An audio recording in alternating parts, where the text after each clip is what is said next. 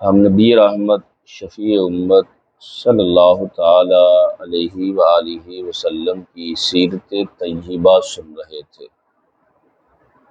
آقا کریم علیہ السلام کا تبلیغ فرمانا اور مشرکین کا اس کے رد عمل میں مسلمانوں کو اور آقا کریم علیہ السلام کو مختلف اذیتوں اور تکلیفوں میں مبتلا کرنا، جس طرح ہم نے کل حضرت سیدنا بلال حبشی رضی اللہ تعالی عنہ اور ان کے ساتھ کچھ حضرت عمار بن یاسر کے حالات اور واقعات سنے تھے کہ حضرت عمار بن یاسر، میں نے بتایا تھا کہ یہ مکہ کے رہنے والے نہیں تھے، ان کے والد گرامی یمن کے رہنے والے، لیکن مکہ کے اندر آئے تو مکہ ہی کے ہو کر رہ گئے، اور سمیہ نامی کنیز کے ساتھ پھر ان کا نکاح کیا گیا تو ان کے بطن سے حضرت عمار کی پیدائش ہوئی۔ یہ تینوں در حقیقت مکہ کے اندر بے یار و مددگار، کوئی رشتہ دار نہیں ہے، مالداری تھی نہیں، غریب آدمی تھے۔ جب انہوں نے اسلام قبول کیا تو مشرکین مکہ انہیں تکلیفوں کے لیے گویا ہر جگہ طلب کر لیا کرتے، ہر جگہ جہاں دیکھتے یہ نظر آتے وہیں سزا دینا شروع کر دیتے، یہاں تک کہ حضرت یاسر جو حضرت عمار کے والد گرامی ہیں، زخموں کی تاب نہ لاتے ہوئے انتقال فرما گئے، اور ابو جہل جو کہ شر پسند عناصر میں سے اہم اور اس امت کا فرعون ہے، آپ کی والدہ حضرت سمیہ کے برچھی ماری، یہاں تک کہ یہ تڑپ تڑپ کر یہ شہید ہو گئیں۔ اسلام کی یہ پہلی خاتون ہیں جنہیں شہادت کا مرتبہ ملا۔ حضرت عمار کو بھی اسی طرح تکلیفیں دیتے رہے، اور اس بات پر مشرکین مکہ وہ زور ڈالتے رہے کہ کسی طرح عمار اسلام کا دامن چھوڑ کر دوبارہ بتوں اور مشرکین مکہ کے ساتھ کھڑا ہو جائے، لیکن کمال ہے انہوں نے طرح طرح سے حربیں اور اذیتیں اور تکلیفیں آزمائیں۔ اس کے مقابلے میں اس عظیم عاشق رسول نے صرف یہی کہا کہ جب تک دم میں دم ہے عمار غلامی مصطفیٰ کو نہیں چھوڑ سکتا۔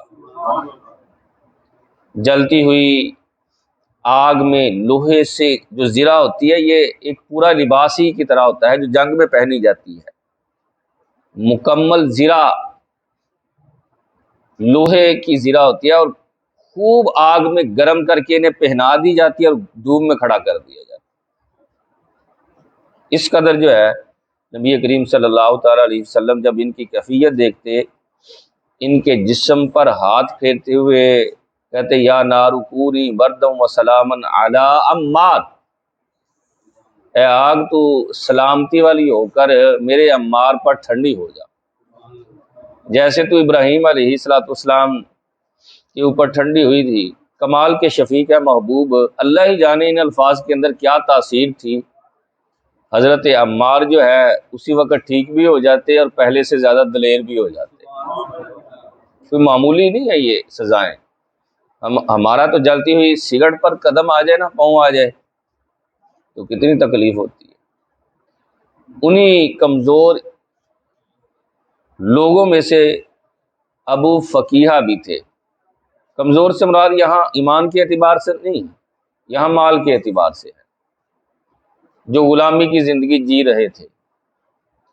جب انہوں نے اسلام قبول کیا، چونکہ یہ صفوان بن امیہ کے غلام تھے، اور ان کا باپ یعنی صفوان کا جو باپ تھا امیہ، اس کے ساتھ تو آپ اس کا ظلم حضرت سیدنا بلال کے ساتھ سن ہی چکے ہیں کہ کس قدر ظالم تھا۔ ایک دن شدید گرمی میں دوپہر کے وقت صفوان نے اپنے باپ کے کہنے پر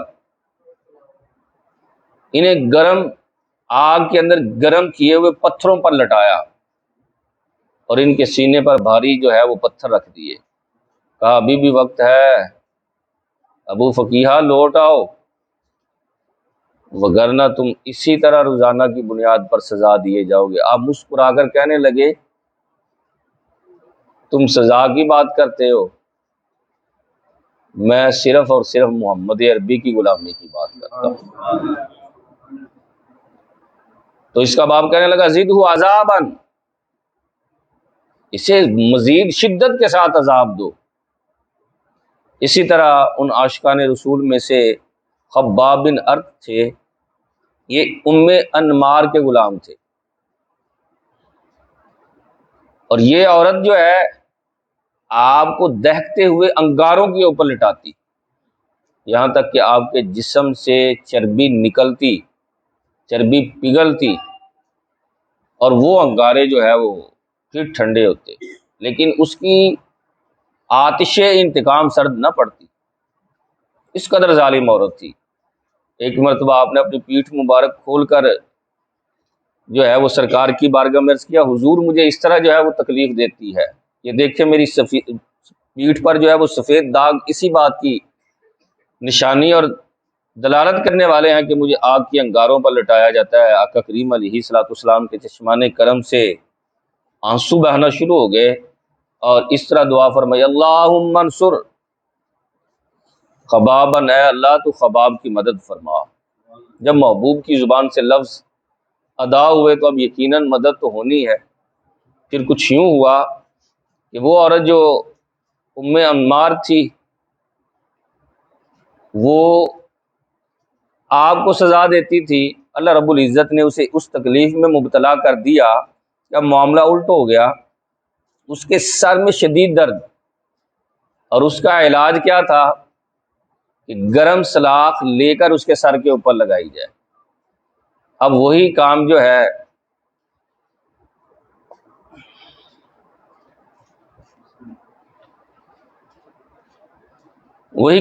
حضرت خباب کیا کرتے تھے، گرم سلاخ لے کر اس کے سر پر جو ہے وہ لگایا کرتے تھے۔ پھر حضرت صہیب رومی، یہ روم کے تو نہیں تھے، بہرحال در حقیقت یہ بھی عربی تھے، لیکن بچپن میں ہی روم کا ایک جو ہے ڈاکو کہہ لیں، اس نے اپنے ساتھیوں سے مل کر جو ہے ان کے علاقے پر حملہ کیا اور ان کو اٹھا کر جو ہے وہ روم میں لے گیا، جس کی وجہ سے آپ کچھ رومی مشہور ہوئے۔ آپ بکتے بکاتے جو ہے وہ مکہ المکرمہ کے اندر، میں نے کل جس طرح حضرت بلال کا واقعہ بیان کیا تھا کہ پہلے جو حضرت بلال کا آقا تھا وہ عبداللہ ابن جدعان تھا، اس کے پاس پہنچ گئے، اور جب پہنچے تو آقا کریم علیہ الصلوۃ والسلام نے نبوت کا دعویٰ فرمایا، آپ نے اسلام قبول کیا تو یہ اس قدر زیادہ تکلیفیں دیتا تھا عبداللہ ابن جدعان کہ بسا اوقات آپ کے حواس جو ہے وہ کام کرنا چھوڑ جاتے تھے، عقل ختم ہو جاتی، لیکن اس کے باوجود عشق سلامت رہتا۔ اور آپ کی شخصیت تو ویسے بڑی پیاری شخصیت ہے کہ جب آپ ہجرت کر کے مکہ المکرمہ سے مدینہ المنورہ جانے لگے تو آپ کے پاس کچھ مال تھا، وہ مال سمیٹا اور کہا میں مدینہ ہی چلا جاتا ہوں، مکے میں تو بڑے لوگ یہ تکلیفیں دیتے ہیں۔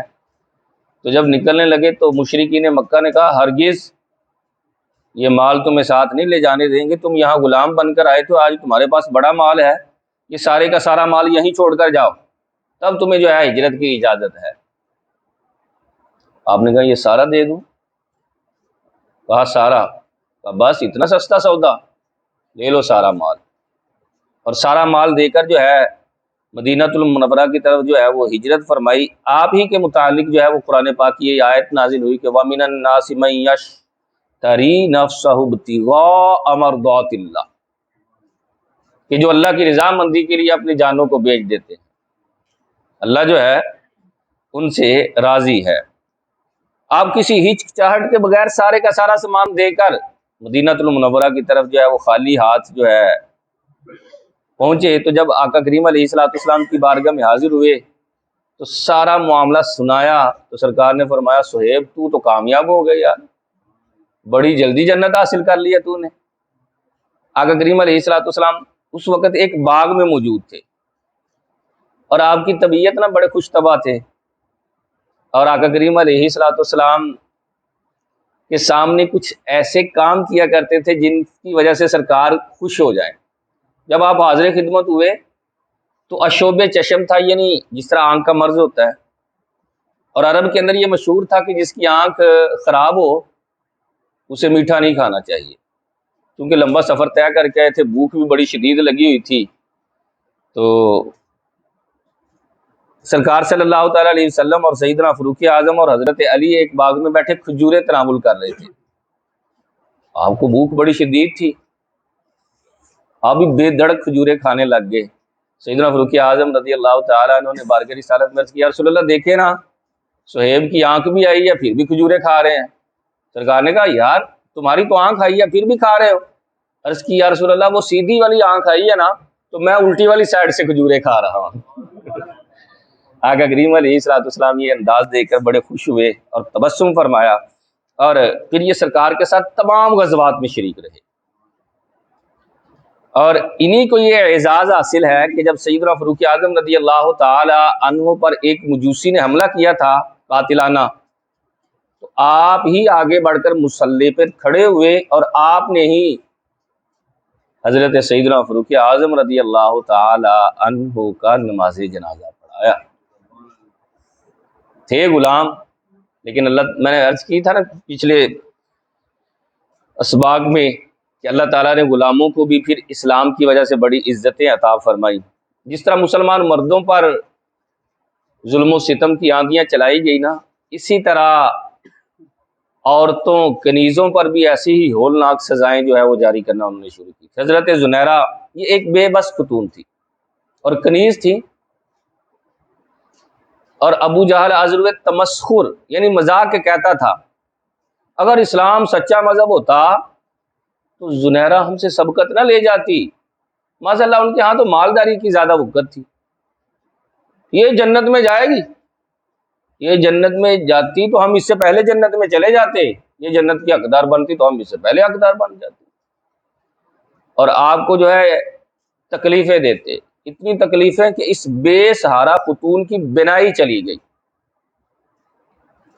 بنائی گئی تو عجیب، کہنے لگے اس کی آنکھوں کو ہمارے لات و عزہ جو بت ہے نا وہ اس کی بنائی لے گئے ہیں، یہ ان کی بے حرمتی کرتی تھی، ان کی شان میں نہ زیبا کلمات کہتی تھی، انہیں برا کہتی تھی، تو وہ دیوتا ہمارے جو ہے نا اس کی آنکھیں لے گئے۔ اللہ اکبر۔ آپ فرماتی کذبوا وبیت اللہ، خدا کی قسم یہ لوگ جھوٹ بولتے ہیں، اور یہ جن بتوں کی تم بات کرتے ہو وہ تو اپنے آپ کو فائدہ یا نقصان نہیں دے سکتے، مجھے کیا نقصان پہنچائیں گے۔ اور پھر اس کے بعد ہاتھ اٹھا کر اللہ کی بارگاہ میں عرض کرتی ہیں، اللہ اپنے محبوب کے صدقے میری آنکھوں کو روشن نہیں فرما دیتا، میں تیری رضا پر راضی ہوں، لیکن ان کے اعتراضات ہیں، تو اپنے محبوب کے صدقے میری آنکھیں روشن فرما دے۔ ابھی دعا ختم نہیں ہوئی تھی کہ اللہ نے ان کی آنکھوں کو دوبارہ روشن فرما دیا۔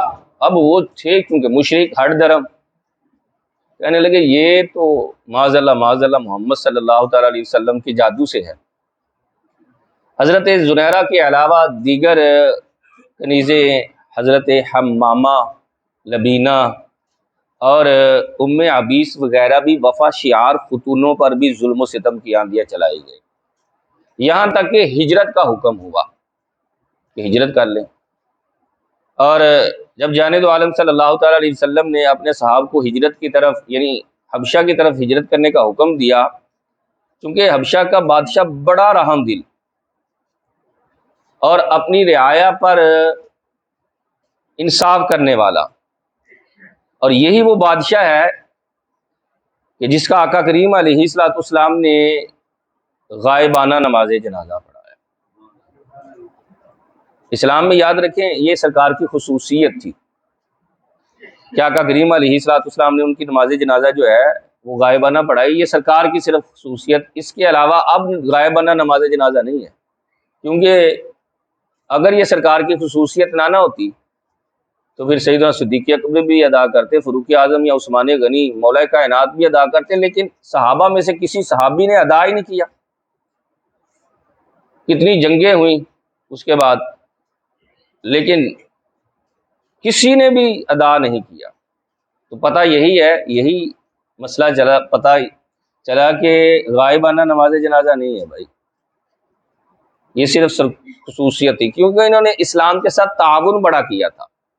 جب آقا کریم علیہ السلام کے صحابہ وہاں گئے تو انہوں نے بہت زیادہ تعاون کیا۔ دیکھیں، سنیں ذرا کہ کس قدر زیادہ تعاون تھا ان کا۔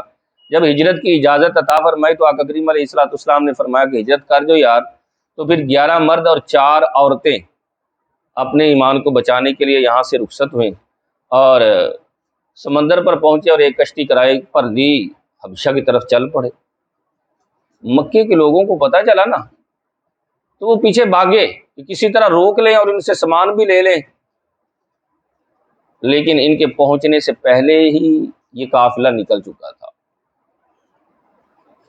جب وہاں پہنچے تو دیکھا کہ یہاں کا بادشاہ تو بڑا رحم دل ہے، پیچھے والوں کو بتایا تو مزید لوگ نہ کچھ مزید صحابیات جانے کے لیے تیار ہوئے،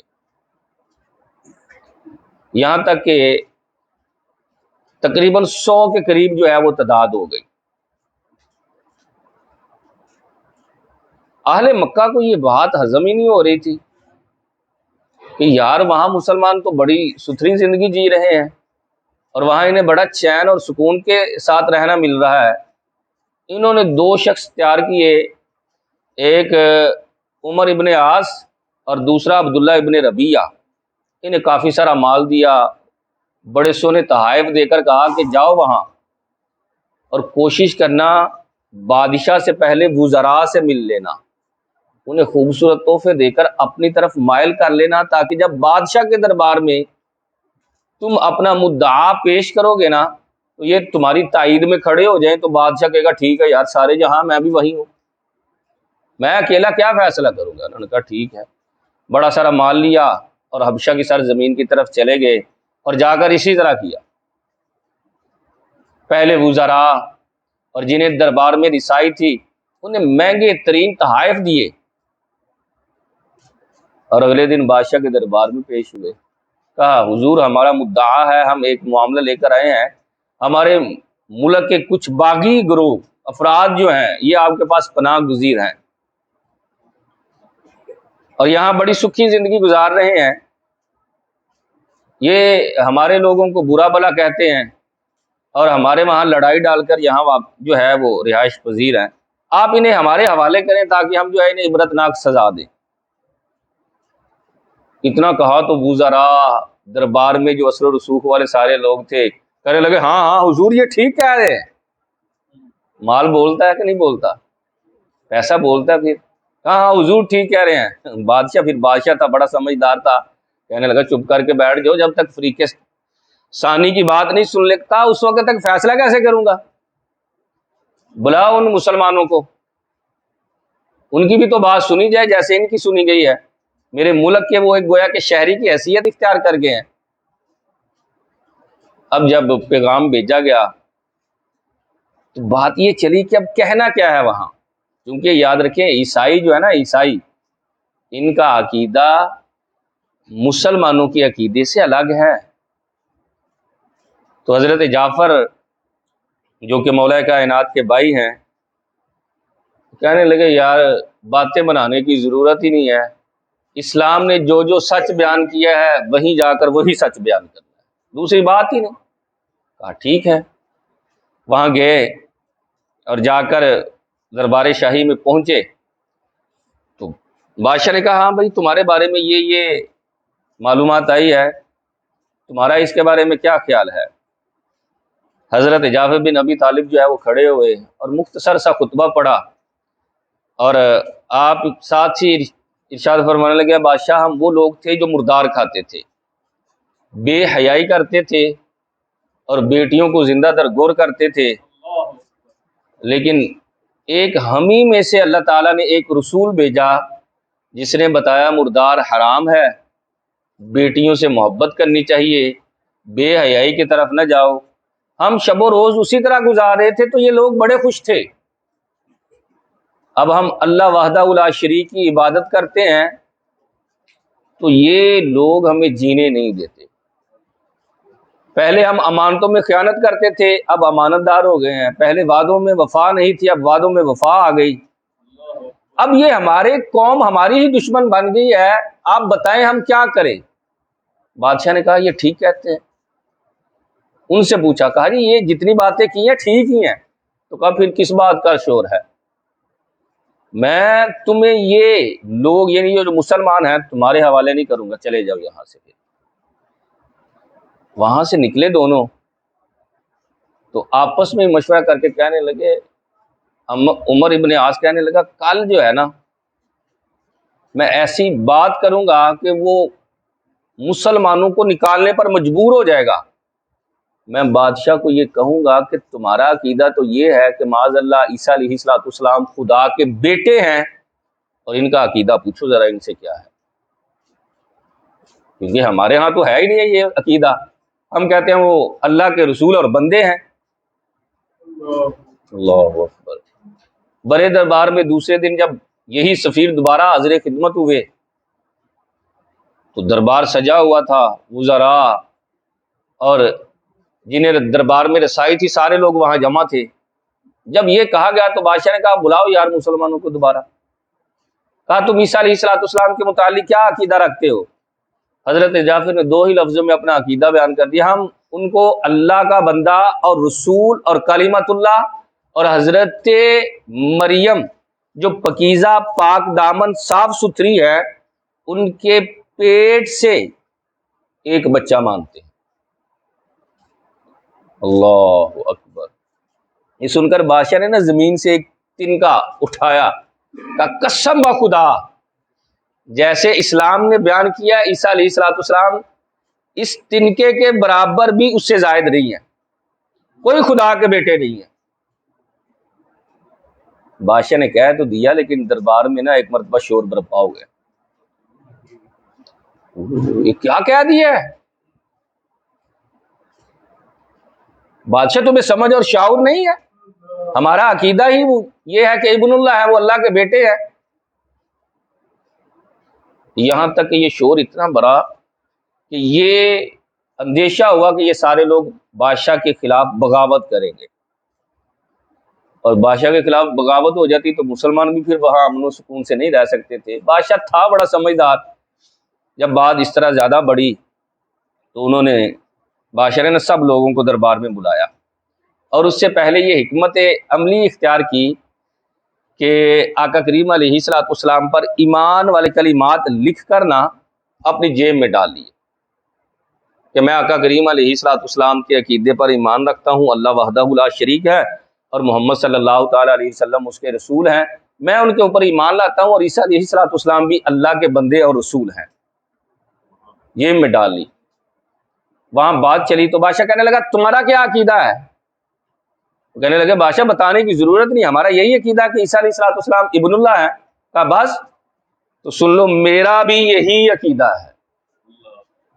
بات سمجھ میں آ رہی ہے؟ جیب میں وہ پرچی جو ڈالی تھی نا اس کے اوپر ہاتھ رکھ کر گویا بادشاہ یہ کہہ رہا تھا میرا یہ عقیدہ ہے۔ انہوں نے کہا جب تیرا بھی یہ عقیدہ ہے تو بات ہی ختم تھی۔ بات وہاں ختم ہوئی۔ پھر اس طرح وہاں مسلمان جو ہے ان کو رہنے کا مزید موقع ملا۔ یہاں یہ تو مطلب حبشہ کے حالات ہے نا، دوبارہ مکہ کی طرف آ جائیں تو نت نئی تجاویز پیش کی جا رہی تھی، یار کس طرح آقا کریم علیہ السلام کے اس تبلیغی مشن کو روکا جائے۔ یہ آئے دن ان کے غلاموں کے اندر اضافہ ہوتا جا رہا ہے، مسلمان بڑھتے جا رہے ہیں، ہمیں اپنا آبائی دین خطرے میں نظر آ رہا ہے کہ یہ تو ختم ہو جائے گا، یہ خانہ کعبہ بتوں سے پاک ہو جائے گا۔ کس طرح کیا جائے؟ کچھ تو کرو۔ یہ سارے مل کر نا انہوں نے اپنا ایک سپہ سالار گویا سمجھ لے مقرر کیا جس کا نام عتبہ تھا۔ عتبہ نا سرکار کی بارگاہ میں حاضر ہوا اور مکہ والوں کی طرف سے کہا میں ان کا نمائندہ ہوں، میں ان کا سفیر ہوں، اگر آپ دولت چاہتے ہیں نا تو مکے کے اندر سب سے زیادہ آپ کو دولت مند بنا دیا جائے گا، سارے لوگ ہم مال جمع کر کے آپ کو دیں گے۔ اگر آپ حکومت چاہتے ہیں، آپ ہمارے بادشاہ ہیں، حرف آخر آپ ہی کی بات ہوگی، جو آپ کی رائے ہوگی وہی ہماری اشارہ آنکھوں پر ہوگی۔ اور اگر معاذ اللہ آپ کو کوئی جن بوت کا مسئلہ ہے تو ہم آپ کا علاج کرواتے ہیں۔ آقا کریم علیہ الصلوۃ والسلام نے فرمایا تم اپنی بات سنا چکے؟ کہا جی میں سنا چکا ہوں، اب آپ بولیں۔ آقا کریم علیہ الصلوۃ والسلام نے سورۃ حامیم السجدہ کی آیات کی تلاوت کرنا شروع کی۔ اللہ اکبر۔ جب صاحب قرآن پڑھے گا تو پھر بڑا جو ہے نا ایسے جیسے مسحور نہیں ہو گئے، بڑی توجہ کے ساتھ قرآن سننے لگے، یہاں تک کہ آقا کریم علیہ الصلوۃ والسلام اس آیت پر پہنچے فَإِنْ أَعْرَضُوا فَقُلْ أَنذَرْتُكُمْ صَاعِقَةً مِثْلَ صَاعِقَةِ عَادٍ وَثَمُودَ۔ اللہ اکبر۔ صاعقہ گرج کو کہتے ہیں بجلی، کہا انہیں اس چیخ سے ڈرائیے، اس گرج سے ڈرائیے، کڑک، جو قوم عاد اور ثمود پر آ چکی۔ اگر یہ نافرمان رہے تو ان پر بھی اسی طرح آ جائے گی۔ رونے لگ گئے اور آپ علیہ الصلوۃ والسلام کے منہ پر ہاتھ رکھ کے کہنے لگا یار خاموش نہیں ہو جاتے؟ واسطہ دے کر آپ کو کہنے لگا خاموش ہو جائے، یہاں تک کہ اٹھا اور بقیہ لوگوں کے پاس گیا تو بقیہ لوگ پہلے سے انتظار کر رہے تھے۔ کہنے لگا یار میں تمہیں ایک مشورہ دوں۔ کہا کیا؟ کہا محمد صلی اللہ تعالیٰ علیہ وسلم کو ان کی حالت پہ چھوڑ دو۔ آج جو میں نے کلام سنا نا ان کی زبان سے، ایسا فصیح و بلیغ کلام، میں بڑے بڑے شعراء کا کلام سن چکا ہوں، لیکن کمال کا کلام ہے، ایسا فصیح و بلیغ کلام میں نے زندگی میں نہیں سنا۔ اگر تم انہیں چھوڑ دو تو ہو سکتا ہے ساری دنیا پر ان کا نام جو ہے ان کا سکہ چلنے لگ جائے، تمہارا خود بخود ہی وقار بلند ہو جائے گا، وہ کیونکہ وہ تم ہی میں سے ایک فرد ہے، اور اگر لوگوں کو نہ پسند آئے تو لوگ خود ہی انجام آخر تک انہیں پہنچا دیں گے، تمہارا بھی یہی کام ہے۔ تو کہنے لگے یار لگتا ہے اتبا پر بھی جادو چل گیا ہے۔ اس نے جب دیکھا کہ ان کو میرا مشورہ پسند نہیں، کہا پھر تمہارا جو دل چاہتا ہے کرو، لیکن جو میں کلام سنا آیا ہوں نا وہ تم نہیں سنے، کیونکہ آقا کریم علیہ الصلوۃ والسلام کو اللہ تعالیٰ نے فصاحت اور بلاغت عطا ہی بڑی فرمائی ہوئی تھی۔ جس طرح روایت میں ہے کہ سیدنا فاروق اعظم رضی اللہ تعالیٰ عنہ بارگاہ رسالت میں حاضر تھے، تو آقا کریم علیہ الصلوۃ والسلام نے بڑا فصیح و بلیغ کلام فرمایا، تو سیدنا فاروق اعظم ہاتھ جوڑ کر عرض کرنے لگے یا رسول اللہ، رہے آپ ہمارے ہی درمیان میں ہیں، مکہ سے باہر کبھی گئے نہیں، کسی استاد کی شاگردی اختیار کی نہیں ہے، اتنا فصیح و بلیغ کلام؟ تو سرکار مسکرانے لگے، فرمایا میں اولاد اسماعیل میں سے ہوں نا، تو وہ کچھ زمانہ گزرنے کی وجہ سے لوگ حضرت اسماعیل علیہ الصلوۃ والسلام کی عربی بولتے جا رہے تھے، اللہ نے دوبارہ مجھے حضرت اسماعیل علیہ الصلوۃ والسلام کی زبان سکھائی ہے، وہی میں بولتا ہوں۔ اور جس طرح عرض بھی میں نے کیا تھا کہ سیدنا صدیق اکبر رضی اللہ تعالیٰ عنہ کہتے ہیں کہ میں بارگاہ رسالت میں حاضر تھا، تو ایک شخص حاضر ہوا اور عرض کرنے لگا یا رسول اللہ صلی اللہ تعالیٰ علیہ وسلم یدالک رجل امرأتہ، کیا مرد اپنی عورت سے مدالکت کر سکتا ہے؟ سرکار نے فرمایا نعم ہوا مفلج، ہاں کر سکتا ہے اگر وہ مفلج ہے۔ سیدنا صدیق اکبر قریب بیٹھے تھے، کہتے ہیں مجھے کوئی سمجھ نہیں آئی کہ سرکار نے کیا گفتگو کی ہے، میں ہی عرب کے قبیلے میں رہنے والا ہوں، عربی ہی بول رہا ہے لیکن مجھے نہیں پتا چلا۔ میں نے عرض کیا رسول اللہ میں ایک تاجر آدمی ہوں اور میں پورے عرب میں گھوما ہوں، مجھے مختلف لہجے مختلف زبانیں آتی ہیں اور میں بڑی روانی کے ساتھ عربی بولتا ہوں۔ یا رسول اللہ کیا بات ہوئی ہے، مجھے کوئی سمجھ نہیں آئی۔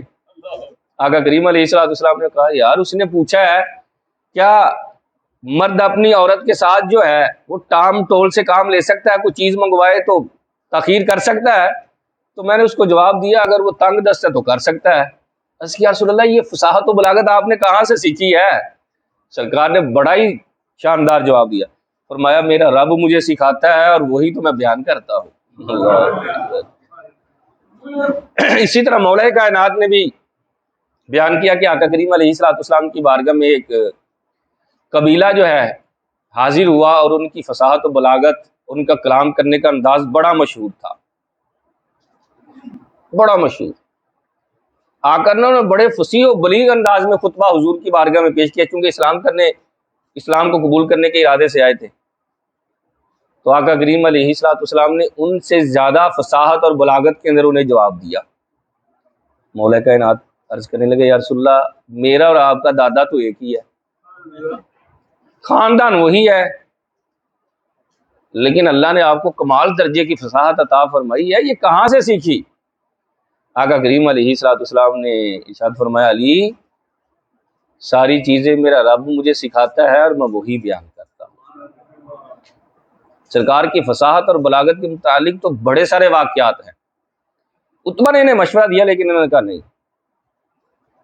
جب بندہ دلائل سے عاجز ہو جاتا ہے نا، تو پھر عجیب جو ہے وہ مطالبات شروع ہو جاتے ہیں۔ اہل مکہ بھی اسی طرح ہوئے، اب دلیل کوئی لے کر نہ آئے تو کہنے لگے کہ اس طرح نہیں کرتے آپ، یہ جو صفا پہاڑ ہے اس کو سونے کا بنا دیں، آسمان کے 2 ٹکڑے کر دیں، اللہ معاذ اللہ خود ہمارے پاس آئے، ہمیں آ کر کہے کہ محمد سچے ہیں، یہاں فرشتہ آ کر اترے اور آ کر کہے کہ محمد صلی اللہ تعالی علیہ وسلم سچے ہیں، یا ہمارے لیے کوئی ایسا سما کیا جائے کہ ہم آسمان پر چلے جائیں اور وہاں پر لکھا ہو کہ محمد صلی اللہ تعالی علیہ وسلم سچے ہیں۔ مطلب عجیب مطالبات جن کا نبوت سے کوئی تعلق ہی نہیں۔ اللہ رب العزت نے آیت کا نزول فرمایا، کیا محبوب فرما دیجئے کل سبحان ربی، میرا رب پاک ہے، کہ حل کنت الا بشر الرسول، میں تو نہیں ہوں بس ایک انسان ہی ہوں۔ کہ تمہارے کیا مطالبات ہیں جن کا نبوت سے، رسالت سے کوئی تعلق ہی نہیں؟ ان لغویات کے اندر وہ پڑ گئے۔ ایک دفعہ یہاں تک کہ آقا کریم علیہ الصلوۃ والسلام کی بارگاہ میں نے چند لوگ مشرکین مکہ حاضر ہوئے، کہنے لگے اگر آپ صفا پہاڑ، جہاں صفا اور مروہ جہاں صحیح بھی ہوتی ہے، اس کو سونے کا بنا دیا نا، تو ہم آپ کے اوپر ایمان لے آئیں گے۔ سرکار نے کہا یقیناً لے آؤ گے؟ کہنے لگا جی لے آئیں گے۔ یہاں تک کہ جانب عالم صلی اللہ تعالی علیہ وسلم نے دعا کے لیے ہاتھ اٹھائے، ابھی ہاتھ اٹھائے، دعا مانگی نہیں، تو جبرائیل امین علیہ الصلوۃ والسلام حاضر خدمت ہوئے۔ عرض کی یا رسول اللہ صلی اللہ تعالی علیہ وسلم، آپ اپنی قوم کے بارے میں تو جانتے ہی ہیں، یہ کس قدر ہڈ درم ہے، یہ آپ کی باتوں کو قبول نہیں کرتی، اور اس میں توجیہات معاذ اللہ آپ کو جادوگر ٹھہرا دیتی ہے۔ اگر آپ نے دعا مانگی تو اللہ نے تو آپ کی دعا کو قبول کرنا ہی ہے، وہ بڑا آپ سے پیار کرنے والا ہے، اس نے فوراً صفا کو سونے کا بنا دینا ہے۔ پھر اگر انہوں نے اسلام قبول نہ کیا تو ان کے لیے توبہ اور رحمت کا دروازہ بند ہو جانا ہے، اللہ ان کو ایسی سزا دے گا جو پہلوں کو سزا نہیں دی۔ اللہ اکبر۔ اس پیکر رحمت پہ لاکھوں درود، جو اپنے دشمنوں کو بھی سزا دلانے کے روادار نہیں تھے۔ سرکار نے فرمایا کوئی بات نہیں یار، رہنے دو، پھر ہمیں نہیں چاہیے کہ صفا جو ہے وہ سونے کا بنے، اور بن جائے تو یہ قبول نہ کرے تو ان کے اوپر عذاب آ جائے گا، نہیں یار چھوڑ دو۔ اللہ سے یہی دعا کرتے ہیں کہ اللہ انہیں ہدایت عطا فرمائے۔ پھر آپ نے دعا نہیں مانگی، اور عجیب انداز تھا، آقا کریم علیہ الصلوۃ والسلام سے کہنے لگے کیا یہ رسول ہے جو کھاتے بھی ہیں؟ کیا یہ رسول ہیں جو بازار میں چلتے بھی ہیں؟ کیا یہ رسول ہے جن کے پاس ظاہری طور پر مال و دولت ہی نہیں ہے؟ اگر اللہ کو رسول بنانا ہی مقصود تھا تو جو سب سے زیادہ مالدار شخص ہے اس کو رسول بناتا۔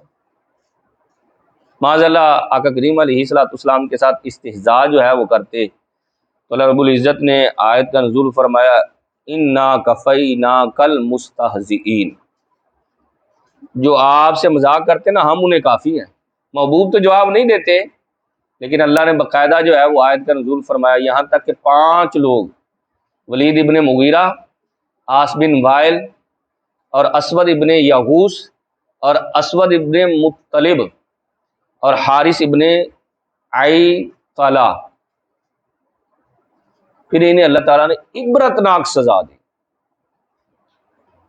جس طرح روایت میں ہے کہ ایک مرتبہ ولید جو ہے سرکار کے سامنے سے گزرا تھا، جبریل امین علیہ السلام وہاں حاضر خدمت تھے۔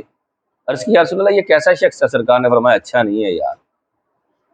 آپ نے نا ایسے پنڈلی کی طرف اشارہ کیا، اور یہ جتنے نام لیے ہیں سب سرکار کے سامنے گزرتے گئے۔ جبرائیل امین علیہ السلام کسی کے سر کی طرف اشارہ کر رہے ہیں، کسی کے پیٹ کی طرف، کسی کے پاؤں کی طرف۔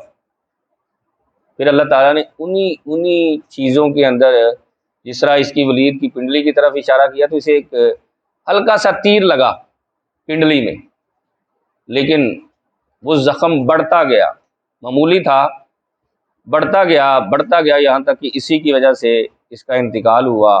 آس کے پاؤں میں اشارہ کیا تھا، کانٹا چبھا اور وہ زخم بڑھتا گیا یہاں تک کہ اس کا جو پاؤں ہے وہ سوج کا جیسے چکی کا پارٹ ہوتا ہے نا ایک، اتنا بڑا ہو گیا۔ اسود کے سر کی طرف اشارہ کیا تو اس کے سر میں پیپ پڑ گئی، کیڑے پڑ گئے، اس طرح جو ہے وہ مرا۔ دوسرا اسود جو ہے اس کی آنکھوں کی طرف اشارہ کیا، اس کی آنکھیں، وہ نور تو پہلے ہی ختم تھا، گویا کہ بصیرت تو نہیں تھی نا، جو آنکھیں تھی وہ بھی ختم ہوئی، اسی طرح وہ بھی مرا۔ اور جس کے پیٹ کی طرف اشارہ کیا تھا اسے پیاس کی شدت اتنی کہ پانی ہما وقت پیتا رہتا، پیاس نہیں، پانی پی پی کر اس کا پیٹ جو ہے وہ پھٹ گیا، اسی طرح وہ اس کا انتقال۔ پھر ہجرت کا 6واں سال ہے اور سیدنا فاروق اعظم رضی اللہ تعالی عنہ نے اسلام قبول کیا۔ پہلے سیدنا امیر حمزہ نے اسلام قبول کیا تو مسلمانوں کے لیے کچھ آسانیاں پیدا ہو گئی۔ جب سیدنا فاروق اعظم نے اسلام قبول کیا تو اللہ نے مزید آسانیاں پیدا کر دی۔ آپ ہی کی بدولت، چونکہ آپ کا واقعہ بڑا مشہور ہے اسلام قبول کرنے کا، اسی لیے آگے ہم بڑھتے ہیں کہ جب آپ نے اسلام قبول کیا تو آقا کریم علیہ السلام کی بارگاہ میں عرض کیا رسول اللہ کیا ہم حق پر نہیں؟ سرکار نے فرمایا کیوں نہیں، حق پر ہے۔ تو عرض کیا رسول اللہ پھر ہمارا رب جو ہے وہ سچا نہیں؟ کہا سچا ہے۔ تو کہا پھر چھپ کر عبادت کرنے کی کیا ضرورت ہے، حرم کے اندر اعلانیہ جا کر عبادت کرتے ہیں۔ آگے سیدنا امیر حمزہ تھے، درمیان میں مسلمانوں کی وہ جماعت، ابھی چونکہ تھوڑے لوگ تھے، 40 لوگ مسلمان ہوئے ہیں 6 سالوں میں، سرکار نے کتنی محنت کی، 40 لوگ مسلمان ہوئے۔ پیچھے جو ہے سیدنا فاروق اعظم تھے۔ حرم میں داخل ہوئے تو فاروق اعظم کہنے لگے کوئی ہے اپنے بچوں کو یتیم کرانے والا، اپنی بیوی کو بیوہ کرانے والا، جسے شوق ہو وہ آ جائے سامنے۔ جب اسلام کے 2 ببر شیر وہاں موجود تھے نا، کسی کی مجال نہیں تھی کہ سامنے آئے۔ پھر جو ہے وہ جماعت کروائی، وہاں نماز پڑھی، اور جب یہ خبر مشہور ہوئی نا تو ہجرت جو کر کے گئے تھے کہنے لگے شاید وہاں اب سزاؤں کا سلسلہ ختم ہو گیا ہے، تو کچھ لوگ واپس آ گئے، لیکن ابھی سزاؤں کا سلسلہ اجتماعی طور پر ختم ہوا تھا، انفرادی طور پر جہاں بھی وہ مسلمانوں کو دیکھتے تھے تکلیفیں دیتے تھے۔ انشاءاللہ آگے جو ہے اس دوسری مرتبہ ہجرت ہوئی، پھر مدینہ کی طرف ہجرت کیسے ہوئی، آگے انشاءاللہ اس کو ہم جو ہے وہ عرض کریں گے۔ اللہ رب العزت قرآن و سنت کا